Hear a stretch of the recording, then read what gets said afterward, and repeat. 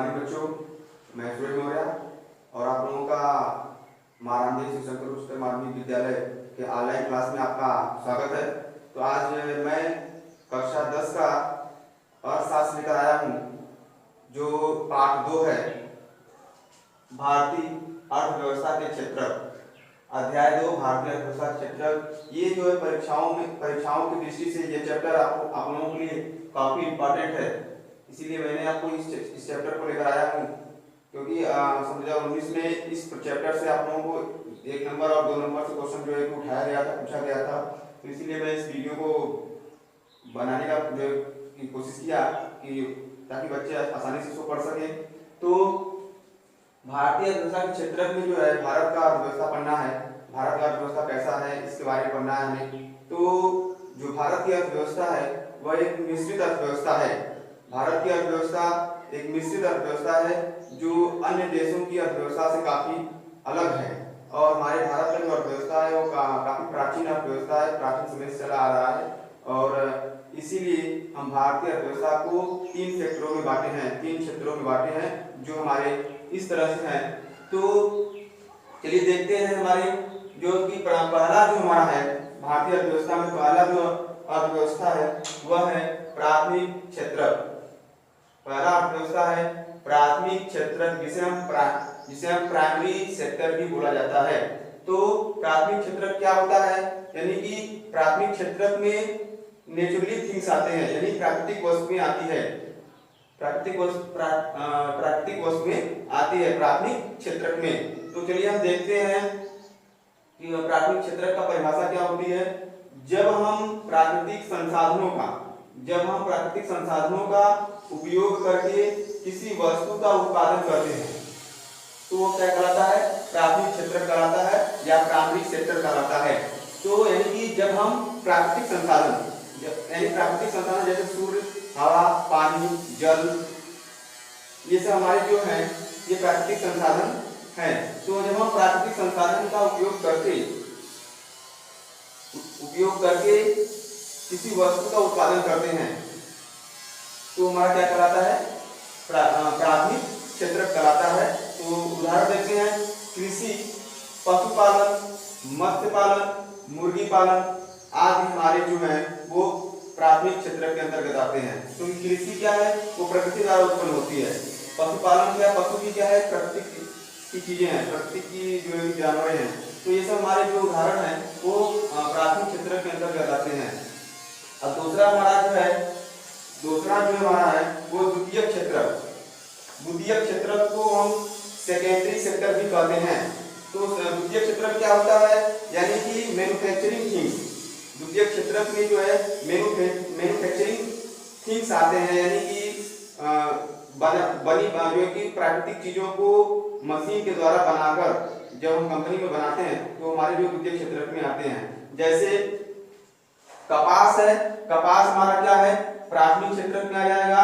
और जब हम कपास को उगाकर मशीन में जो उसका रुई निकाल करके हम जब क्या करते हैं, रुई से जब हम कपड़ा बनाते हैं तो कपड़ा हमारा क्या हो जाएगा, वो आपका सेकेंडरी सेक्टर में आ जाएगा, यानी द्वितीय सेक्टर में आ जाएगा। तो ये जो कपड़ा है हमारा वो द्वितीय क्षेत्र में आएगा। तो यानी कहने का मतलब ये हुआ कि इसमें मैन्युफैक्चरिंग थिंग्स आते हैं, यानी कि विनिर्माण वस्तुएं आती है। तो चलिए देखते हैं इसकी परिभाषा, द्वितीय क्षेत्र की परिभाषा देखते हैं। यानी प्राकृतिक संसाधनों का मशीनों की सहायता से उत्पादन में बदलने की प्रक्रिया को विनिर्माण कहा जाता है। यानी कि जो प्राकृतिक जो संसाधन है द्वितीय क्षेत्र में जो है, जो प्राकृतिक संसाधन है उसे हम मशीनों की सहायता से जब कोई नया चीज बनाते हैं, जब कोई नया वस्तु बनाते हैं तो हमारा जो है द्वितीय क्षेत्र के अंतर्गत आता है, उसे हम विनिर्माण उद्योग कहते हैं।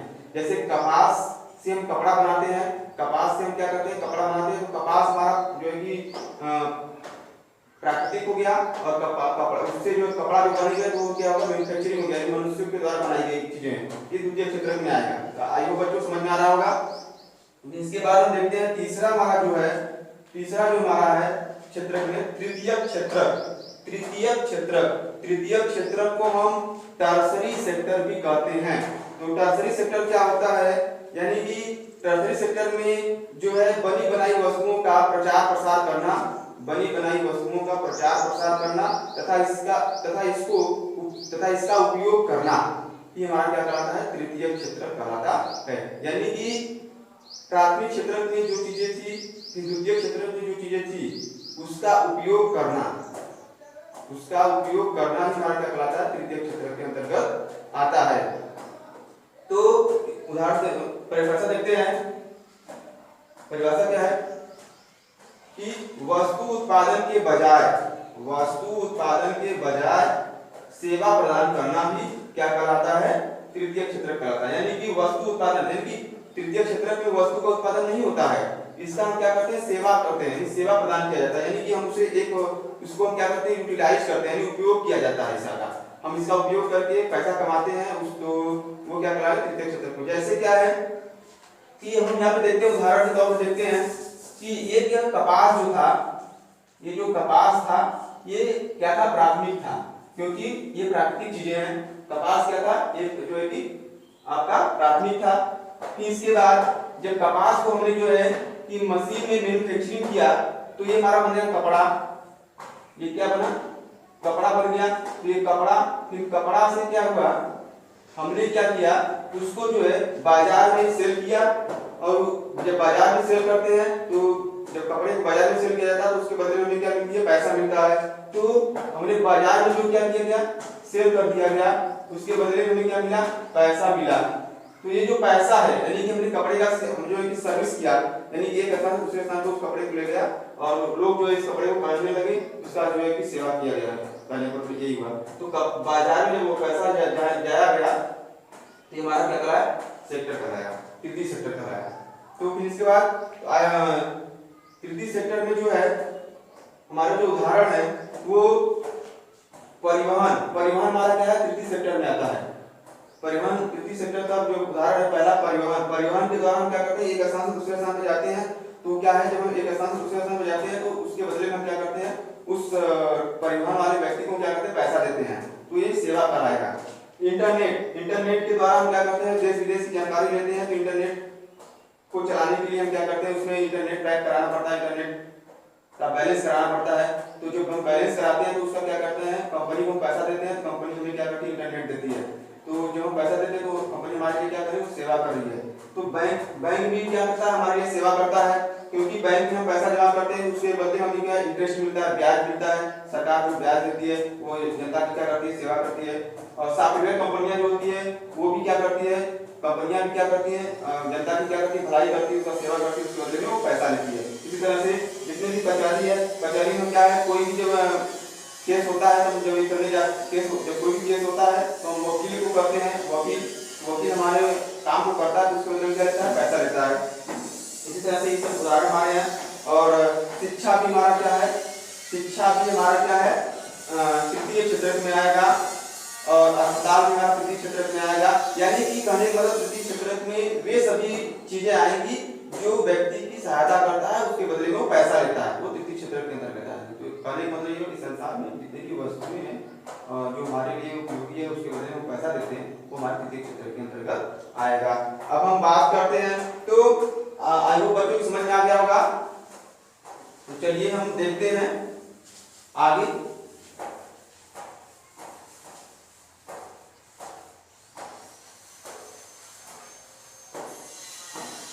तो अब क्या है कि तृतीय क्षेत्रक जितना प्राथमिक और द्वितीय क्षेत्रक में जितना अधिक बढ़ोतरी होगा, जितना अधिक ग्रोथ होगा, उतना अधिक तृतीय क्षेत्रक में भी ग्रोथ होगा।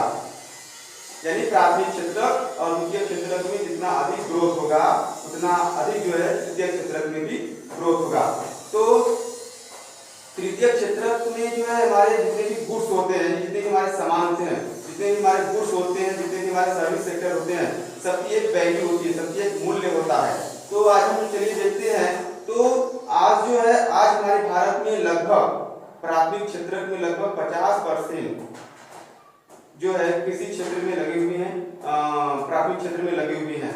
आज जो है हमारा समय है वो लोग जो है कार्य करना नहीं चाहते हैं, लोग जो तृतीय क्षेत्र में आना चाहते हैं। तो आज का जो जमाना है वो तृतीय क्षेत्र का जमाना है, टर्सरी युग का जमाना है। लोग बनाना और लोग जो है पैदा करना नहीं चाहते हैं, लोग जो बनी बनाई वस्तुओं को खाना चाहते हैं, तो वो तृतीय क्षेत्र के अंतर्गत आता है। तो आज हम चलते हैं, देखते हैं कि यदि आज हम देखते हैं कि 1970 से लेकर 2010 तक, यानी 1970 से लेकर 2010 तक जो है तृतीय क्षेत्र में विकास हुआ, जो हुआ वो तृतीय क्षेत्र में क्या हुआ, बहुत गति से विकास हुआ। कहने का मतलब ये हुआ कि 1970 से लेकर 2010 के बीच में जो तृतीय क्षेत्र में काफी वृद्धि हुई, काफी जो वृद्धि और का हुई। तो आज जो है, आज का जो समय है, आज का जो युग है वो तृतीय क्षेत्र का ही युग है। आज लोग पैदा कृषि कार्य करना नहीं चाहते हैं, लोग बनाना नहीं चाहते हैं, किसी वस्तु को सीधे जो है इसका उपयोग करना चाहते हैं। इसीलिए कहा गया कि आज का जो समय है वो तृतीय क्षेत्र का समय है। और अब हम बात करते हैं कि अगर हम बात करें 1970 और 71 की बात करें, 1970 और 71 की, तो 1970 और 71 में जो है प्राथमिक क्षेत्र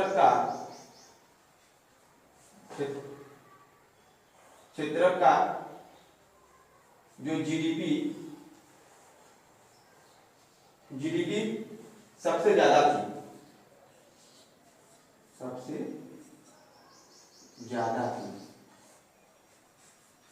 बात समझ आए बच्चों? यानी कि 1970 से लेकर 2010 का जो समय था वो तृतीय क्षेत्र में काफी वृद्धि हो रही थी, बहुत तेज गति से वृद्धि हो रही थी, क्योंकि उस समय जो है कि कृषि कार्य हो रहा था, अच्छे से मैन्युफैक्चरिंग भी हो रहा था, इसीलिए इसमें तृतीय क्षेत्र में वृद्धि हुई। और हम आपको बता दें कि जब प्राथमिक क्षेत्र और द्वितीय क्षेत्र में वृद्धि होगा तो हमारे तृतीय क्षेत्र में भी वृद्धि होगी। और 1970 और 1971 के बीच में जो समय था वो प्राथमिक क्षेत्र का जो समय था उसमें जीडीपी का सबसे ज्यादा, ठीक है, इसकी जीडीपी सबसे ज्यादा थी। यानी कि प्राथमिक सेक्टर में जो है, प्राथमिक सेक्टर में जो था वो 1970 और 1971 में जीडीपी सबसे ज्यादा थी। तो अब हम जीडीपी जो है, जीडीपी का कैलकुलेट, जीडीपी का जो कैलकुलेट है, जीडीपी का जो कैलकुलेट है वो हमारा जो है केंद्र सरकार का कार्य होता है, सेंट्रल गवर्नमेंट जीडीपी का जो कैलकुलेट करता है, जो गणना किया जाता है, उसका जो कार्य होता है वो हमारा सेंट्रल गवर्नमेंट करती है, यानी केंद्र सरकार करती है।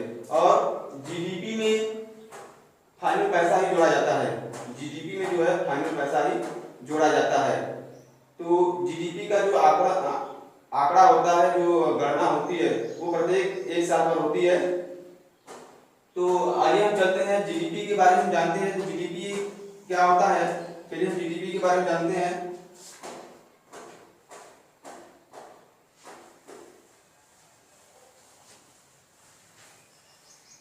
तो जीडीपी क्या होता है,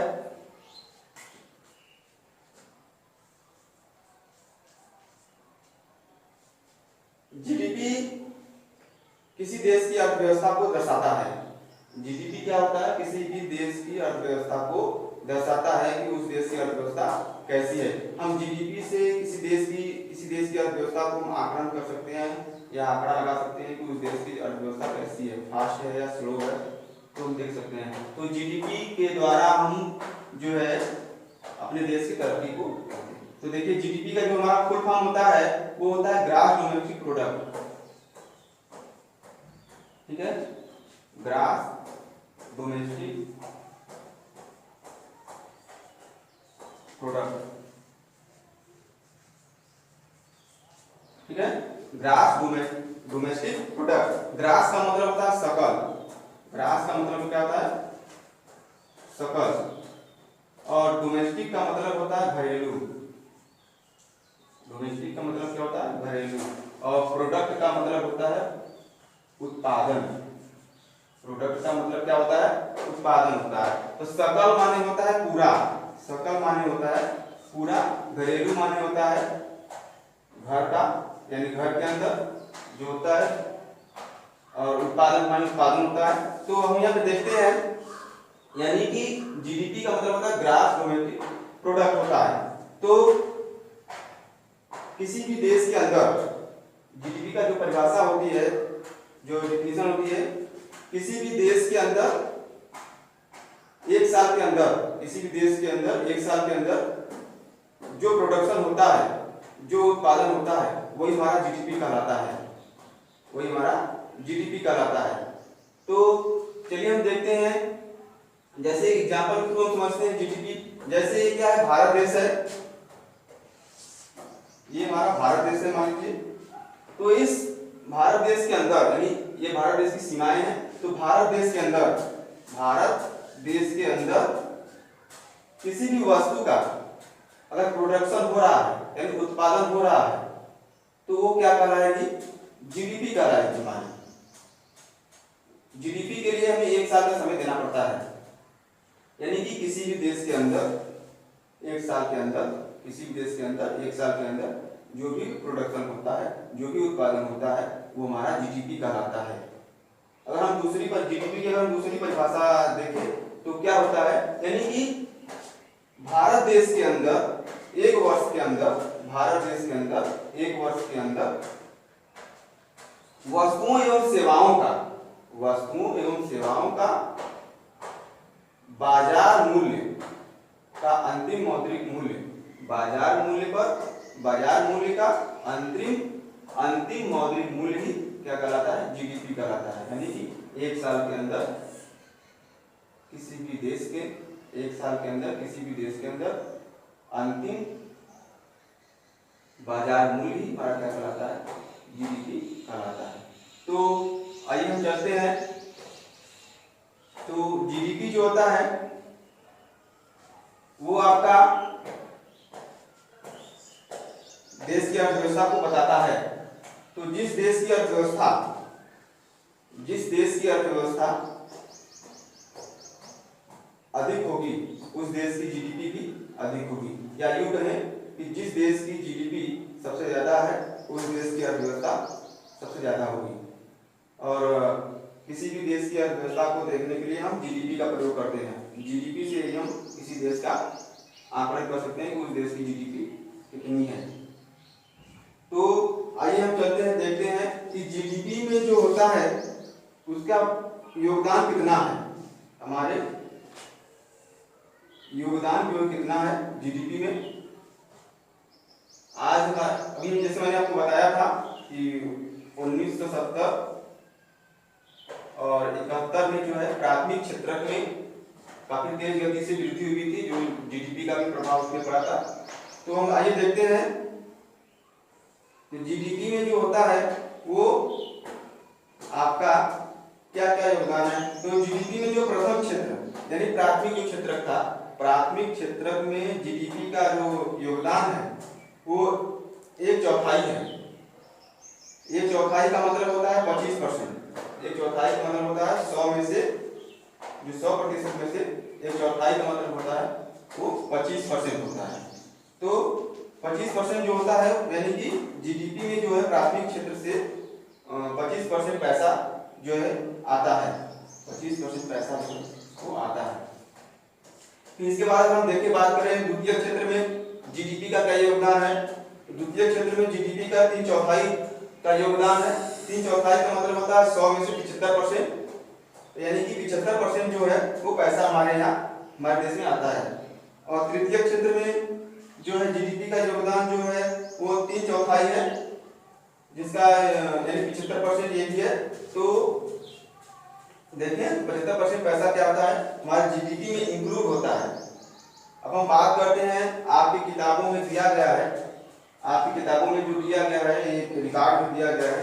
तो 2003 से लेकर 2007 तक के रिकॉर्ड दिए गए हैं और 2017 तक का जो रिकॉर्ड दिए गए हैं। तो अब हम देखते हैं कि हमारे जो प्राथमिक, द्वितीयक और तृतीयक क्षेत्र में जो लोग काम कर रहे थे उसका जो वैल्यूबल कितना है, उसकी जो वैल्यूबल कितना है देखते हैं। कि 2003 और 2007 में लोग किस किस क्षेत्र में सबसे ज्यादा काम कर रहे थे। तो देखिए प्राथमिक क्षेत्र में यानी प्राइमरी सेक्टर में देखते हैं लोग जो है 72%, लगभग 72% जो है प्राथमिक क्षेत्र में उस समय कार्य कर रहे थे। और 2017 में जो है वो बढ़कर क्या हो गया, घटकर क्या हो गया, घटकर हमारा हो गया 60.5%, यानी 60.5% जो है वो घटकर हो गया। क्यों? क्योंकि देखिए प्राथमिक, देखिए अब यहाँ देखिए 2003 और 2007 में जो है कि 72% लोग जो है प्राथमिक क्षेत्र में काम कर रहे थे, यानी कृषि कार्य कर रहे थे। तो इसके बाद 2017 आया, इसमें जो है कि घटकर हमारा जो है 60% हो गया। इसका कारण क्या है? प्रचंड बेरोजगारी। घटने का कारण क्या था? प्रचंड बेरोजगारी के कारण जो है प्राथमिक क्षेत्रों में कमी है।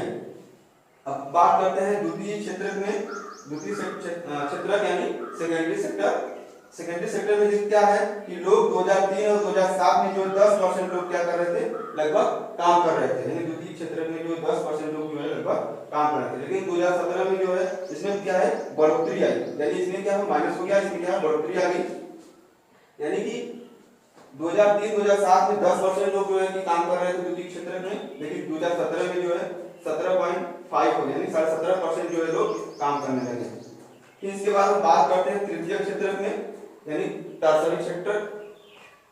टर्शरी सेक्टर में जो है 18% लोग जो है काम कर रहे थे 2003 और 2007 में, जो है कि बढ़कर 2017 में जो है बढ़कर 22% हो गए। क्यों हो गए? क्योंकि लोग जो है लोग जो है बनी बनाई चीजें को जो उपयोग करना चाहते हैं और उसका सेवा करना चाहते हैं, उसका उपयोग करना चाहते हैं। इसीलिए जो है द्वितीय क्षेत्र और तृतीय क्षेत्र में सन 2017 से जो है काफी हमारा जो बढ़ोतरी हुई, और इसमें जो है हमारा माइनस में चले गए, क्योंकि प्रचंड बेरोजगारी के कारण जो है लोग जो है प्राथमिक क्षेत्रों को छोड़ने लगे। तो बच्चों को समझ में आ गया होगा कि अर्थव्यवस्था, भारतीय अर्थव्यवस्था क्या था। तो इसी पे आज का चैप्टर समाप्त हो गया। तो धन्यवाद।